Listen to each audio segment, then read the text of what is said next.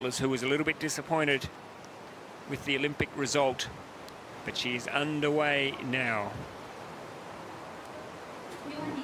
What have they learnt from watching the men on this course?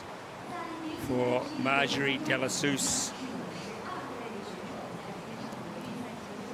good strong French team here, as you would expect at the Super Cup. Really, slalom is going ahead with such pace in France at the moment. They've got so much depth when you look across the board. Men's and women's canoe, men's and women's kayak.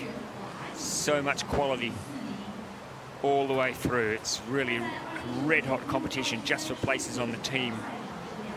And Marjorie Delassus, she's made a pretty good start here. I think her first priority will be to have a clean run, because as we saw with the men's race just a moment ago, there were not many athletes who were able to do that in the men's competition. In fact, I think looking at the men's race, there was only 2 athletes who did not pick up a penalty in the men's competition, and that is very unusual.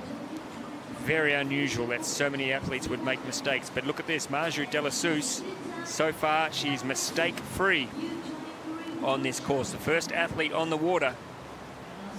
She comes down now. This little tricky little move across the water here.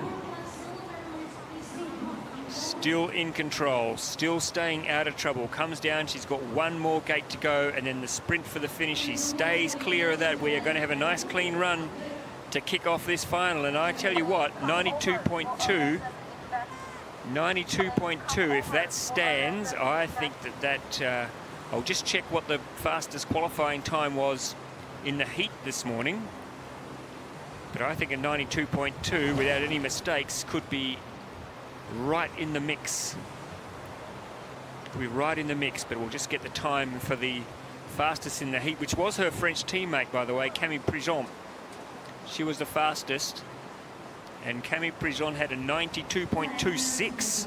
So if that time stands,